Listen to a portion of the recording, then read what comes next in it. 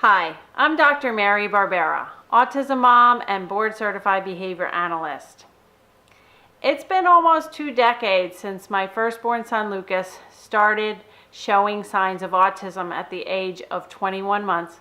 And that's when my husband Charles, who's an emergency medicine physician, first mentioned the possibility of autism. I was horrified at the thought of an autism diagnosis, and I was in denial about Lucas's delays, telling my husband that I never wanted to hear the word autism again.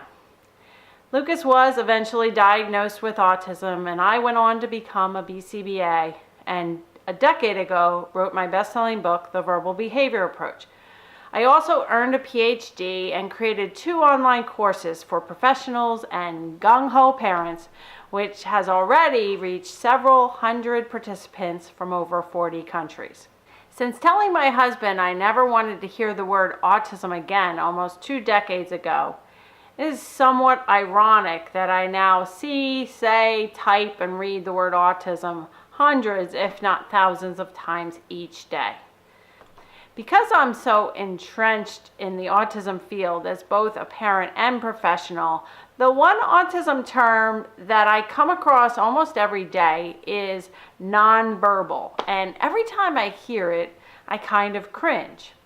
So many parents and professionals do use that word to describe their children or clients who are not yet speaking, and they say nonverbal. And I know the term shouldn't really bother me, but it does. As I describe in my book, everyone is verbal, including newborn babies who cry to be fed or because they are in need of a diaper change. Yes, verbal behavior includes crying, holding out arms to be picked up, pointing to show someone something or to get something that they want, using sign language and using a device to communicate.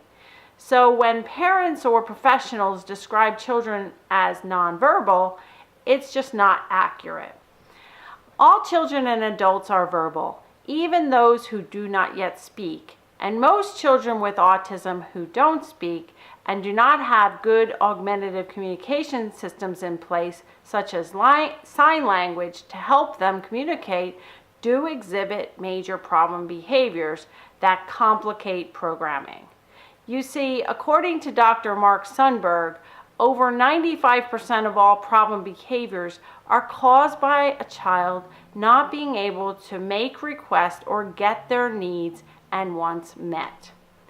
Since we are all verbal, most ABA and BB practitioners, including me, prefer to use the term non-vocal or minimally vocal to describe children who are not yet speaking or only using a few words. Even more important than the term we use, though, is that we need to learn better ways to teach children with autism to be more verbal and to be more vocal. I guess why I cringe a little when I hear the term nonverbal is because I feel that some people tend to write off these kids and don't provide enough intensive intervention to enable each child to be a lot more verbal and possibly a lot more vocal too. Teaching verbal behavior is the first step to helping children with autism reach their fullest potentials. To learn how to improve language and decrease problem behaviors, click the link right below this video for a free ebook that I used to sell, as well as a free video workshop filled with useful strategies and videos of former clients of mine who have made tons of gains. Thanks for watching, and I'll see you next week.